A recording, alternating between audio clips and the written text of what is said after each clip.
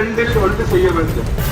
அமைச்சர்களை காப்பாற்றுவதற்காக நடவடிக்கைகள் எடுக்க வேண்டும், இல்லை என்றால் அவர்களை தண்டிக்க வேண்டும்.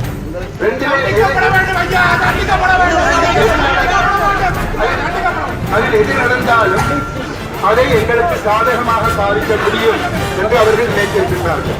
அதாவது அவர்களை காப்பாற்றினால் இந்த குற்றம் செய்தவர்களை இவர் காப்பாற்றி விட்டார் என்று அதை ஒரு காரணமாக வைத்து முன் வந்திருப்பார்கள். அவர்களை கண்டிக்க போய் அவர் கண்டித்ததால் அது ஒரு பிழை என்ற முறையிலே இப்பொழுது ஒரு நம்பிக்கையில்லா தீர்மானம் கொண்டு வரப்பட்டிருக்கிறது. ஆகவே இதிலே எவ்வாறு எது நடந்தாலும் என்னை வெளியே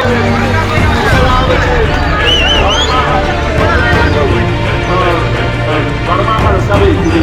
ஆகவே இந்த சபையிலே நாங்கள் இந்த ஊழல் சம்பந்தமாக உரிய நடவடிக்கைகள் எடுக்காவிட்டால் தொடர்ந்து இதைத்தான் நாங்கள் சந்திக்க வேண்டியிருக்கிறோம். ஆகவே இதற்குரிய நடவடிக்கைகளை நாங்கள் எடுத்துக்கொண்டு வருகின்றோம். இவ்வாறான ஜனக்கூட்டம் எங்களுக்கு சார்பாக நடக்கும் போது என்னுடைய பாதை சரி என்று எனக்கு படுகிறது.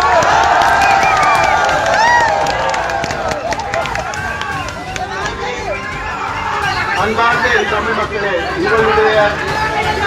உங்களுடைய நலன் சார்ந்த சகல நடவடிக்கைகளையும் நான் எடுப்பேன் என்று உங்களுக்கு உறுதிமொழி அளிக்கின்றேன். நன்றி. எல்லோருக்கும் அன்பான வணக்கம். இன்றைக்கு மிகப்பெரிய ஒரு நெருக்கடியான நிலைமையிலே நாங்கள் நின்று கொண்டிருக்கின்றோம்.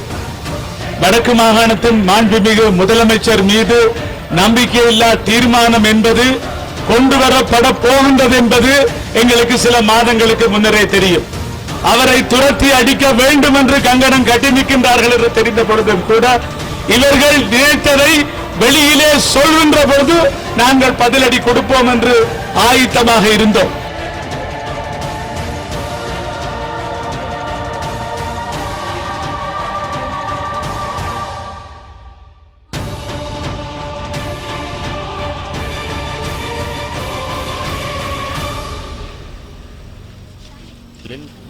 நாங்கள் ஈடுபட்டு கொண்டிருக்கிறோம்.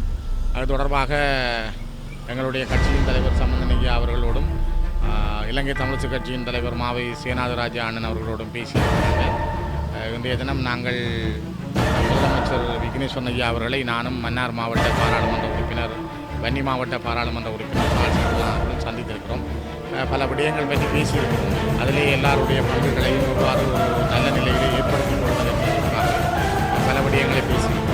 நேற்றைய தினமும் கூட நாங்கள் மாலை 3 மணி அளவில் நம்முடைய முதலமைச்சர் அவரோடு நாங்கள் பேசியிருந்தோம்.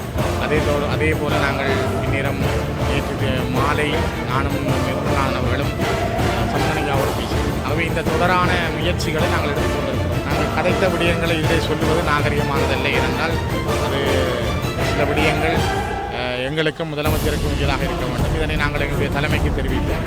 அதே போல் தலைமையும் எடுக்கின்ற சில முடிவுகளோடு காலம் பெறும் பொழுது தேசிய விடயங்களை நாங்கள் உங்களுக்கு தலைமை